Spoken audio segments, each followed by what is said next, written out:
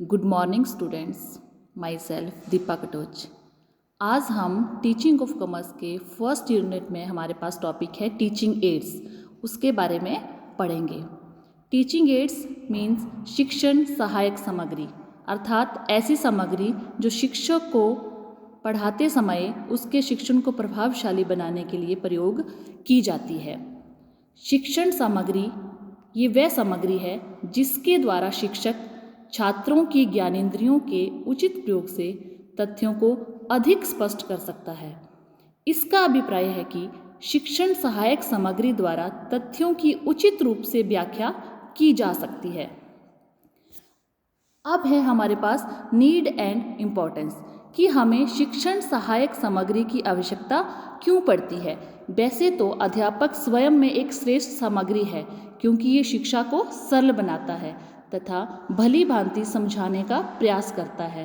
फिर भी वह स्वयं में पूर्ण नहीं है, अतः सहायक सामग्री का प्रयोग उसके लिए ऐच्छिक ही नहीं वरन अनिवार्य भी है।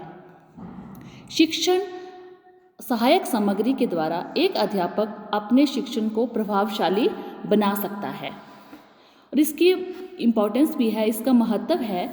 इसमें फर्स्ट पॉइंट हम देखेंगे इम्पोर्टेंस ऑफ सेंस ऑर्गन्स। शिक्षण में सहायक सामग्री द्वारा ज्ञान को ऐसा बनाने का प्रयास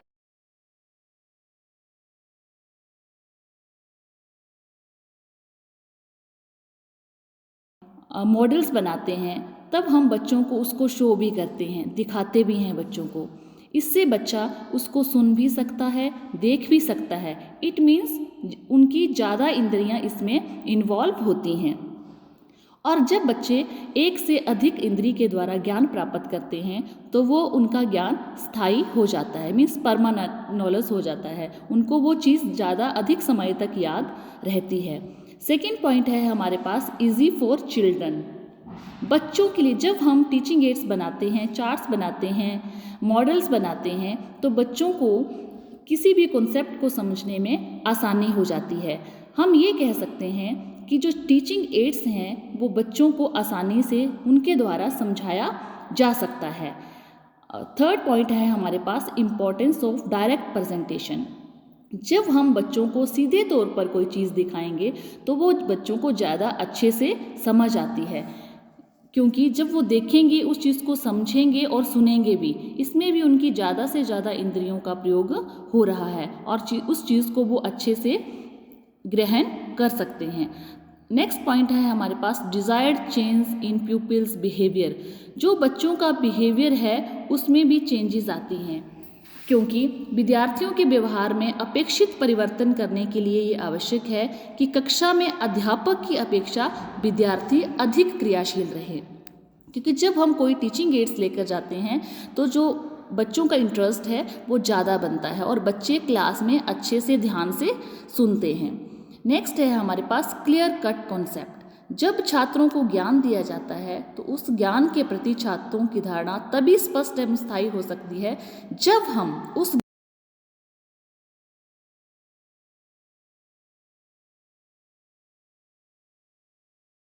टीचिंग एड साथ लेकर जाएं, तब बच्चों का उसमें इंटरेस्ट भी बनता है और बच्चे उस चीज़ को अच्छे से समझ पाते हैं। नेक्स्ट पॉइंट है हमारे पास इम्पोर्टेंस फ्रॉम कंसंट्रेशन। विषय के प्रति छात्रों का ध्यान केंद्रित करने में सहायक सामग्री महत्वपूर्ण भूमिका निभाती है।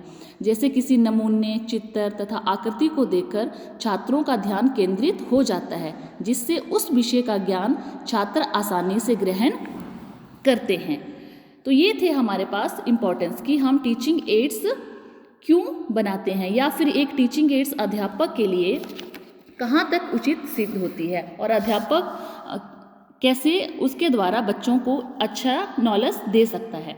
अब है हमारे पास principles of selection of aids, कि जब हमने सहायक सामग्री को बनाना है तो उसके लिए किन किन सिद्धांतों का पालन करना चाहिए। सबसे पहले है हमारे पास इंटरेस्ट एंड अटेंशन। जब भी हम टीचिंग एड्स बनाते हैं तो वो ऐसी होनी चाहिए कि बच्चों के ध्यान को आकर्षित करे और बच्चों का उसमें इंटरेस्ट बने।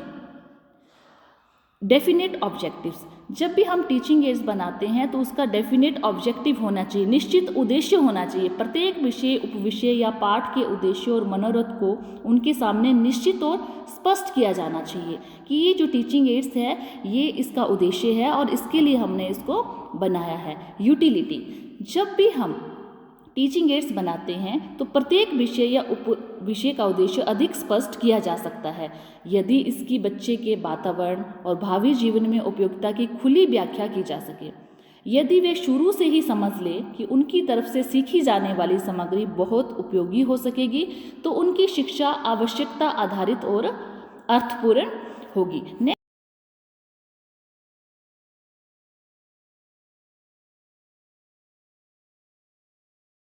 टीचिंग एड्स ऐसी होनी चाहिए कि बच्चों का उसमें इंटरेस्ट बन सके। जब इंटरेस्ट बन जाएगा बच्चों का तो वो अपने आप ही प्रेरित होंगे उस चीज़ को सीखने के लिए कि जो टीचर ने टीचिंग एड्स लाई है या जिस बात को टीचर सिखाना चाहता है उसकी और बच्चों का ज़्यादा ध्यान आकर्षित होता है और उनको प्रेरणा मिलती है। नेक्स्ट पॉइंट है हमारे पास प्रॉपर एटीट्यूड। अनुसंधान तथा समस्याएं हल करने वाले दृष्टिकोण ऐसे हैं जो कि अर्थपूर्ण शिक्षा के लिए बुनियादी हैं। जब ऐसे दृष्टिकोण शुरू से ही विकसित किए जाएं तो विद्यार्थी वाणिज्य शिक्षा का आनंद ले सकता है, तब उसे गणित का विषय कभी भी नीरस और रुचिहीन नहीं लगेगा। Use of mental abilities. जब भी टीचिंग एड बनाते हैं तो बच्चों की मानसिक शक्तियों का उसमें उचित प्रयोग किया जाना चाहिए। बच्चों को रट्टा लगाने, याद करने और याद रखने से विद्यार्थी की सोच और तर्क शक्तियों का प्रयोग लाभदायक रहता है। शिक्षा अर्थपूर्ण बन जाती है जब इसको मैकेनिकल प्रक्रियाओं और अंधाधुंध रटने से बचाकर रखा जाए। बोलने का मतलब है कि जब हम बच्चों की मेंटल एबिलिटीज़ के अकॉर्डिंग टीचिंग एड्स बनाएंगे तो बच्चा उस चीज़ को रट्टा नहीं लगाएगा, उसको अच्छे से समझेगा। तो ये कुछ सिद्धांत से जब हम टीचिंग एड्स बनाते हैं तो हमें इन बातों का ध्यान रखना चाहिए। संक्षेप में हम ये कह सकते हैं कि शिक्षण को प्रभावशाली बनाने के लिए शिक्षण सहायक सामग्री बहुत आवश्यक है और ये अध्यापक के शिक्षण को सरल बनाती है और बच्चों का उसमें इंटरेस्ट क्रिएट करती है। Thank you.